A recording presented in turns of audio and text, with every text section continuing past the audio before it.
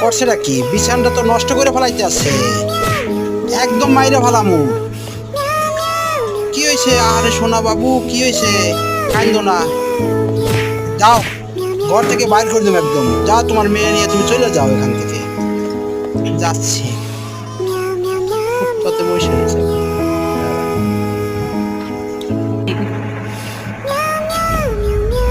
আরে রাস্তার ময়লা আবর্জনা খাচ্ছে কে?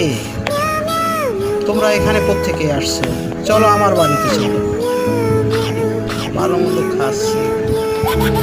আসো, গোসল করে নেই। আর খুব খুশি। সব